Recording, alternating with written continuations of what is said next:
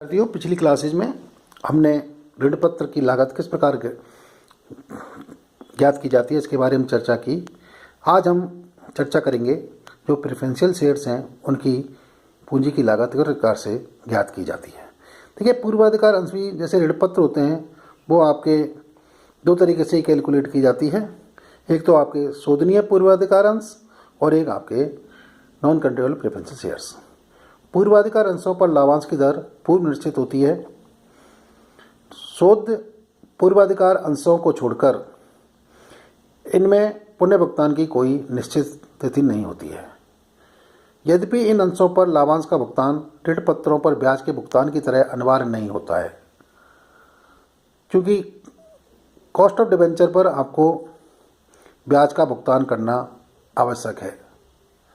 लेकिन preferential shares के अंतर्गत जो डिविडेंड होता है उसका भुगतान करना अनिवार्य नहीं है।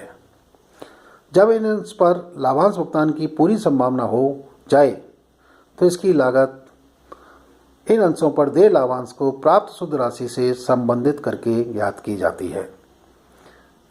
Cost of preferential shares equal to DPS upon NP multiply by 100।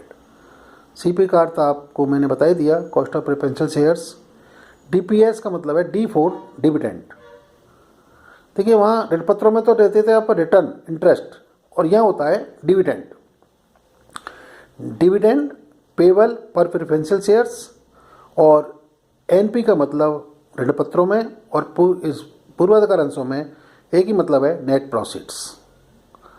यहाँ पर CP before tax, CP after tax upon 1 minus T का यहाँ जैसा कि मैंने बताया था कि रेट ऑफ कॉरपोरेट टैक्स। इस तरीके से आपके कैलकुलेट की जाती है। दूसरा है शोधनीय पूर्वाधिकार अंश। इस प्रकार के अंशों का शोधन इनकी पूर्व निर्धारित परिपक्वता तिथि पर किया जाता है।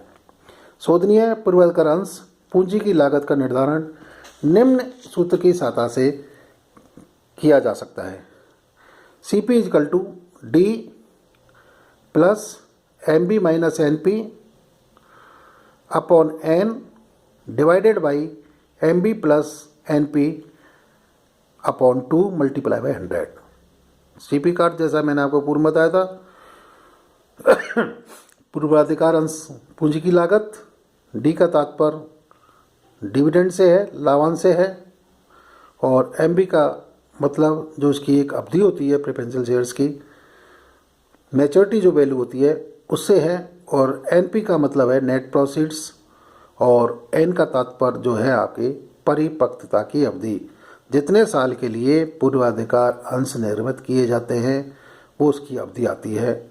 और ये कैसे कैलकुलेट की जाती है, इसका फॉर्मूला वही है, C4 before tax CP after tax upon 1 minus T. Clear.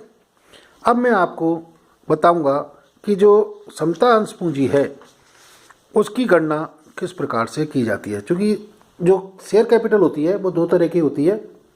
एक तो होती है इक्विटी शेयर कैपिटल, एक होती है preferential share capital. Preferential share capital की गणना जो उसकी प्रत्यय दर है वो आपके इस पर निर्भर करेगी कि प्रेफरेंशियल शेयर जो है वो किस तरीके के हैं, अनकन्वर्टेबल हैं या कन्वर्टेबल है, शोधनीय है। क्योंकि एक निश्चित समय अवधि बाद जो प्रेफरेंशियल शेयर्स जब इक्विटी शेयर में कन्वर्ट हो जाते हैं तो वो आपके शोधनीय प्रेफरेंशियल शेयर्स कहलाते हैं। समता अंश पूंजी की लागत किस प्रकार से ज्ञात की जाएगी। ऋण पूंजी तथा पूर्वाधिकार अंश पूंजी की तुलना में समता अंश पूंजी की लागत की गणना करना कठिन कार्य है, क्योंकि समता अंश पूंजी पर ना तो लाभांश की दर पूर्व निर्धारित होती है और ना ही लाभांश की चुकाना अनिवार्य होता है। प्रेफरेंशियल शेयर्स में यदि डिविडेंड दिया जाता है तो उसकी एक निश्चित प्रत्यय दर होती है, जो कि आप जब प्रेफरेंशियल शेयर्स इशू करते हैं उस समय निर्धारित हो जाती है। लेकिन जो आपके इक्विटी शेयर्स हैं इन पर कितना प्रत्यय रिटर्न दिया जाएगा इसकी कोई एक सीमा नहीं होती है, और क्या दिया जाएगा या नहीं दिया जाएगा ये भी निश्चित नहीं होता है। तो ये आपके पहला है लाभांश प्राप्ति विधि, dividend yield method. C equal to DPS upon MP multiply by 100। C का मतलब है समता अंश पूंजी की लागत DPS का अर्थ है प्रति अंश नगद लाभांश, कैश डिविडेंड पर शेयर, और MP का अर्थ है मार्केट प्राइस पर शेयर। इसमें दो आपके लेंगे, कैश डिविडेंड पर शेयर और उसकी मार्केट वैल्यू, जो शेयर्स की मार्केट वैल्यू है वो आपकी कितनी है। इस प्रकार से आप इसकी कैलकुलेशन करेंगे। दूसरा होता है अर्जन प्राप्ति विधि, earning yield method. Earning yield method की गणना किस प्रकार से की जाती है? C=EPS upon MP multiply by 100। C का मतलब है cost of equity share, EPS का मतलब है अर्निंग पर शेयर और MP का मतलब है मार्केट प्राइस पर शेयर। यदि जैसे पहले अपन एग्जांपल देखें कि एक कंपनी के यदि 10 रुपये वाले 2 लाख संतांश शेयर्स हैं और पूर्वाधिकार अंश लाभांश के पश्चात 6 लाख रुपये का लाभ कमाया है, यदि इन अंशों का बाजार मूल्य 25 रुपये है, तो किस प्रकार गणना करेंगे? तो C देखिए आपके ये होगा, R कितना होगा? 3। R कितना होगा? 3 कैसे? अब 3 हो गया और अंशों का बाजार मूल्य कितना है? 25 रुपये प्रति अंश। अब 3 कैसे कैलकुलेट किया आपने? आपके टोटल नंबर ऑफ शेयर्स कितने हैं? 2 लाख और लाभांश कितना है? 6 लाख। तो 2 लाख शेयर्स पर आपके 6 लाख का लाभांश हुआ, तो एक शेयर पर आप क्या होगा? 6 लैक्स डिवाइडेड बाई 2 लैक्स, तो ये 3 रुपये आ गया। 3/25 इंटू 100, तो ये आपका कहलाया 12%।